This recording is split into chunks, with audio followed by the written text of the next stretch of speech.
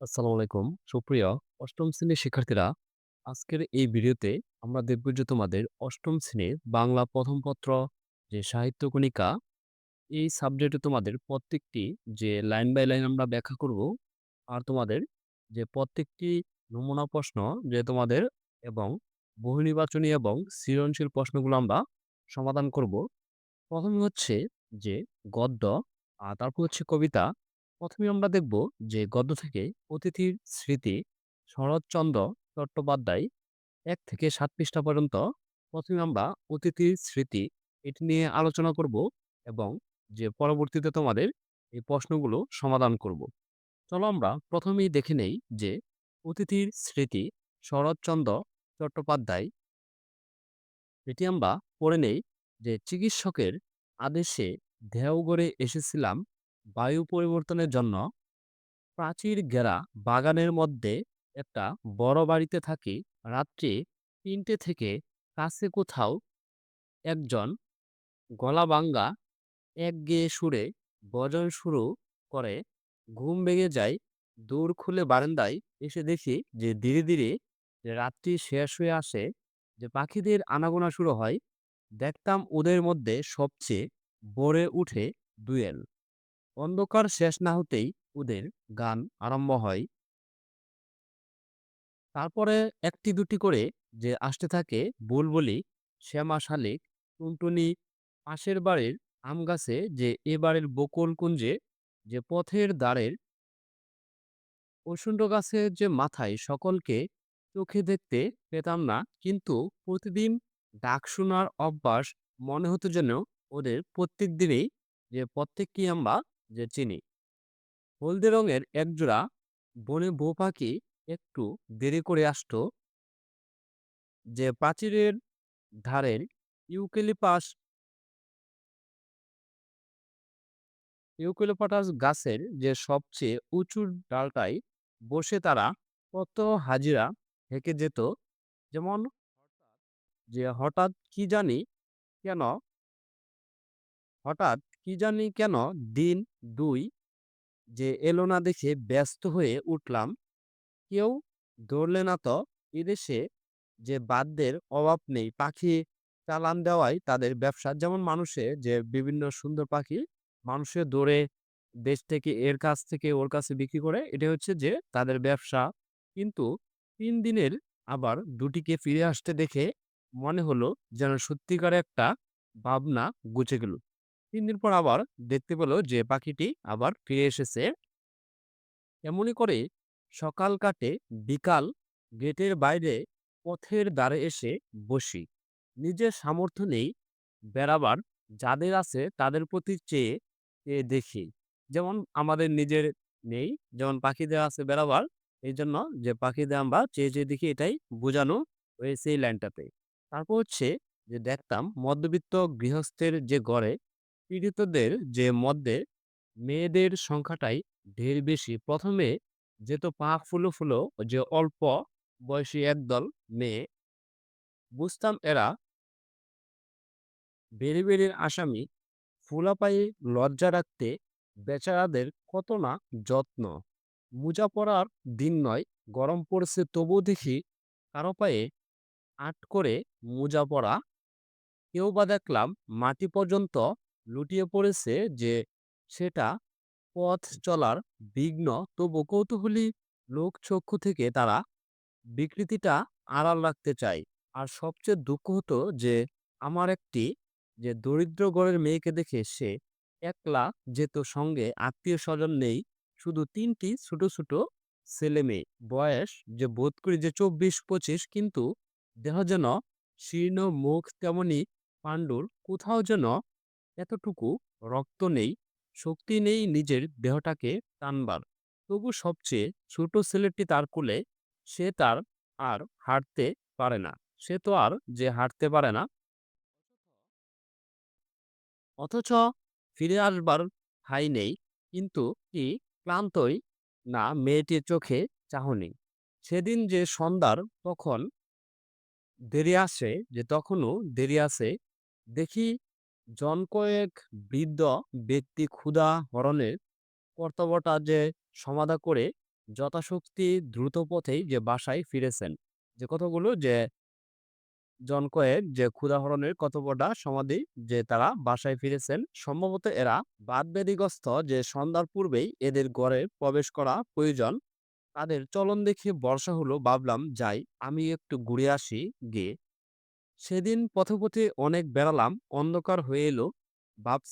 ভেবেছিলাম যে আমি একাকী, হঠাৎ পেছনে চেয়ে দেখি একটি কুকুর আমার পেছনে চলেছে। বললাম, কিরে, যাবি আমার সঙ্গে? অন্ধকার পথটায় বাড়ি পর্যন্ত পৌঁছে দিতে পারবি? সে দূরে দাঁড়িয়ে লেজ নাড়াতে লাগলো। বুঝলাম সে রাজি আছে। বললাম, তবে আয় আমার সঙ্গে। মানে কুকুরটি তার সঙ্গে চলতে লাগলো। পথের ধারে একটাই যে আলোতে দেখতে পেলাম কুকুরটা বয়স হয়েছে, কিন্তু যৌবন এখনো যে শক্তি সামর্থ্য ছিল। যে কুকুরটি বয়স হয়েছে, কিন্তু যে হাঁটার মধ্যে সে এখনো যুবক। তাকে অনেক কিছু যে প্রশ্ন করতে বাড়ির সম্মুখে এসে পৌঁছালাম। গেট খুলে দিয়ে যে ডাকলাম, ভেতরে আয়, আজ তুই আমার অতিথি। সেই বাইরে দাঁড়িয়ে ন্যাজ নাড়তে লাগলো। কিছুতেই ভেতরে ঢোকার ভরসা পেল না। আলো নিয়ে যে চাকর এসে উপস্থিত হলো, গেট বন্ধ করে দিতে চাইলো। বললাম, না, যে খোলাই থাক, যদি আসে ওকে খেতে দিস। মানে ওই কুকুরটি যদি আসে তাকে বললাম যে খেতে দিস। ঘন্টাখানেক পর খোঁজ নিয়ে জানলাম সে আসেনি, কোথাও চলে গেছে। পরদিন সকালে বাইরে এসেই দেখি গেটের বাইরে দাঁড়িয়ে আমার সেই কালকে অতিথি। বললাম, কাল তোকে খেতে নেমন্তন্ন করলাম, এলি না কেন? জবাবে সে মুখ পানে চেয়ে তেমনি নেজ নাড়তে লাগলো। বললাম, আজ তুই খেয়ে যাবি, না খেয়ে যাস নে, বুঝলি? প্রচুতরে সে শুধু ঘন গলা যে নেজ নাড়লো। অর্থ বোধ হয় এই যে, সত্যি বলছো তো? রাত্রে চাকর এসে জানালো সেই কুকুরে এসে আজ বাইরের বারান্দার নিচে উঠানে বসে আছে। বামুন ঠাকুরকে ডেকে বলে দিলাম, ও আমার অতিথি, ওকে পেট ভরে খেতে দিও। মানে যে ওই কুকুরটিকে বলে দিল যে পেট ভরে খেতে দিতে। পরদিন খবর পেলাম অতিথি যায়নি। অতিথিদের মর্যাদা লঙ্ঘন করে সে আরামে নিশ্চিত হয়ে বসে আছে। বললাম, তা হোক, ওকে তোমরা খেতে দিও। আমি জানতাম যে প্রত্যহ খাবার তো অনেক ফেলা যায়, যে এতে কারো আপত্তি হবে না, কিন্তু আপত্তি ছিল, এবং অত্যন্ত গুরুতর আপত্তি। আমাদের বাড়িতে খাবারের যে প্রবল অংশীদার ছিল এ বাগানের মালির মালিনী, এ আমি জানতাম না। তার বয়স কম, দেখতে ভালো, এবং খাওয়া সম্বন্ধে নির্বিকার চিত্ত। যে চাকরদের দরদ তার পরে বেশি।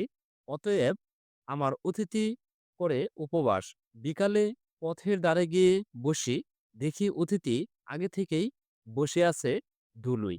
বেড়াতে বার হলে সে হয় পথের সঙ্গী। জিজ্ঞাসা করি, আর হা অতিথি, যে আজ মাংস রান্নাটা কেমন হয়েছিল রে? হাড়গুলো চিবাতে কেমন লাগলো? সে জবাব দেয় নেজ নেড়ে, যে মনে করি মাংসটা তা হলে ওর ভালোই লেগেছে। জানেনই যে মালির বউ তারে মেরে দেরে বার করে দিয়েছে, বাগানের মধ্যে ঢুকতে দেয় না। যে তাই ও সম্মুখে পথের ধারে বসে কাটায়। আমার চাকরদেরও তাতে সায় ছিল। হঠাৎ শরীরটা খারাপ ছিল। দিন দুই যে নিচে নামতে পারলাম না। যে দুপুরবেলা উপরের ঘরে বিছানায় শুয়ে খবরের কাগজটা যেইমাত্র পড়া হয়ে গেছে, জানালার মধ্য দিয়ে বাইরে রৌদ্রতপ্ত নীল আকাশের পানে চেয়ে অন্যমনস্ক হয়ে ভাবছিলাম, যে সহসা যে খোলা দৌড় দিয়ে সিঁড়ির উপর ছায়া পড়ল কুকুরের। মুখ বেয়ে দেখি অতিথি দাঁড়িয়ে ন্যাজ নাড়ছে। দুপুরবেলা চাকরেরা সব ঘুমিয়েছে, যে ঘর তাদের বন্ধ। এই সুযোগে লুকিয়ে সে একবারে আমার ঘরের সামনে এসে হাজির। ভাবলাম, দুদিন খেতে পাইনি, যে তাই বুঝে আমাকে ও দেখতে এসেছে। ডাকলাম, আয় অতিথি, ঘরে আয়। সে এলো না। সেখানে দাঁড়িয়ে ন্যাজ নাড়তে লাগলো। তারপর জিজ্ঞেস করেছে, খাওয়া হয়েছে তো কি? কি খেলি আজ? হঠাৎ মনে হলো ওর চোখ দুটো যেন ভিজে ভিজে, যেন গোপনে আমার কাছে কি একটি নালিশ জানতে চাই। চাকরদের হাঁক দিলাম, ওদের দোর খোলার শব্দে অতিথি ছুটে পালালো। জিজ্ঞেস করলাম, হারে, কুকুরটাকে আজ খেতে দিচ্ছিস? আজ্ঞে না, মালিবউ ওরে তাড়িয়ে দিয়েছে যে আজ, যেমন যে মালিবউ এই কুকুরটিকে খেতে দেয়নি, যে তাড়িয়ে দিয়েছে এটি এখানে বলা হয়েছে যে আজ তা অনেক খাবার বেঁচেছে, সে সব হলো কি মালিবউ চেঁচেপুচে নিয়েছে। মালিবউ সব নিয়ে নিয়েছে। আমার অতিথিকে ডেকে আনা হলো, আবার সে বারান্দার নিচে উঠানের ধুলোয় পরম নিশ্চিন্তে স্থান করে নিল। মালিবউয়ের ভয়টা তার গেছে। বেলা যায়, যে বিকেল হয়ে উপরের যে বারান্দা থেকে দেখি অতিথি এই দিকে চেয়ে প্রস্তুত হয়ে দাঁড়িয়ে। বেড়াতে যাবার সময় হলো যে, শরীর সরল না, দেওঘর থেকে বিদায় নেবার দিন এসে পড়ল। তবু দিন দুই দেরি করলাম না, নানা ছলে। যেমন আজ সকাল থেকে জিনিস বাদাবাদি শুরু হলো, দুপুর টেনে গেটের বাইরে সার সার গাড়ি এসে দাঁড়ালো, মালপত্র বুঝাই দেওয়া চলল। অতিথির মহাব্যস্ত কলিদের সঙ্গে ক্রমাগত ছুটাছুটি করে খবরদারি যেমন করতে লাগলো, কোথাও যেন কিছু না খোয়া যায়, তার উৎসাহই সবচেয়ে বেশি। একে একে গাড়িগুলো ছেড়ে দিল। আমার গাড়িটাও চলতে শুরু করলো। যে স্টেশন দূরে নয়, সেখানে পৌঁছাতে নামতে গিয়ে দেখি অতিথি দাঁড়িয়ে। সেই কুকুরটি যে তার সাথে দাঁড়িয়ে। কিরে এখনো এখানেও যে এসেছিস? সে নেড়ে নেড়ে জবাব দিল যে, "কি জানি যে মানে তার কি? টিকেট কেনা হলো, মালপত্র তোলা হলো, ট্রেন ছাড়তে আর কয় মিনিট দেরি। সঙ্গে যারা তুলে দিল এসেছিল, তারা যে বকশিশ পেলে যে সবাই, বকশিশ পেল সবাই, পেল না কেবল অতিথি। গরম বাতাসে ধুলো উড়িয়ে যে সামনেটা আচ্ছন্ন করেছে, যাবার আগে তারই মধ্য দিয়ে ঝাপসা দেখতে পেলাম স্টেশনের ফটকে যে বাইরে দাঁড়িয়ে একদৃষ্ট চেয়ে আছে অতিথি। ট্রেন ছেড়ে দিলে বাড়ি ফিরে যাবার আগ্রহ মনের মধ্যে কোথাও খুঁজে পেলাম না। যে ট্রেনটি ছেড়ে দিলে যে অতিথি এই কুকুরটি যে বাড়ির দিকে ফিরে যাবার তার কোনো আগ্রহই ছিল না। কেবলই যে মনে হতে লাগলো অতিথি আজ ফিরে গিয়ে দেখবে বাড়ির লোহার গেট বন্ধ, ঢুকবার নেই, যে পথে দাঁড়িয়ে দিন দুই তার কাটাবে, হয়তো নিস্তব্ধ মধ্যাহ্নের যে কোনো ফাঁকে লুকিয়ে উপরে উঠে খুঁজে দেখবে আমার ঘরটা, হয়তো ওর চেয়ে তুচ্ছ যে হয়তো ওর চেয়ে তুচ্ছ জীব শহরে আর নেই। তবু দেওঘরে বাসের কটা যে দিনের স্মৃতি ওকে মনে করেই যে লিখে রেখে গেলাম। যে কুকুরটির কথা, যে কুকুরটি হচ্ছে যে অতিথি, এই জন্য তোমাদের যে এটি হচ্ছে অতিথির স্মৃতি। যে এই কুকুরটির কথাই সে মনে করবে, যে কুকুরটি সে এখান থেকে চলে গেলে যে কুকুরটি কোথায় থাকবে। এই বিষয়ে আমরা সবগুলো যে এই গদ্যটি আমরা পড়লাম।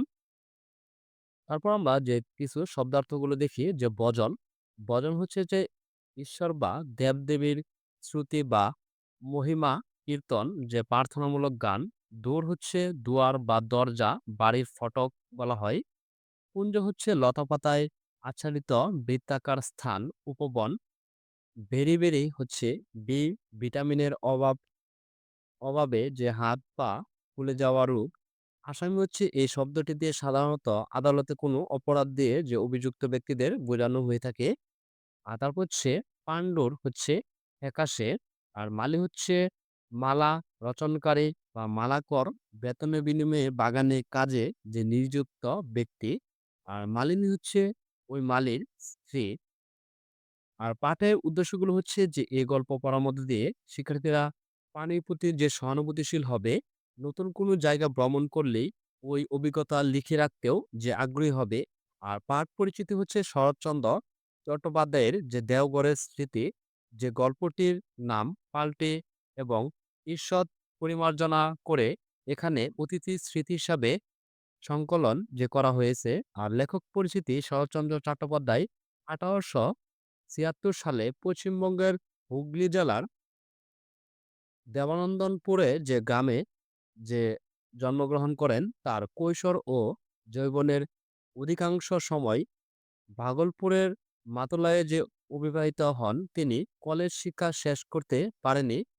1903 সালে জীবিকার সন্ধানে রেঙ্গুন যাত্রা করেন।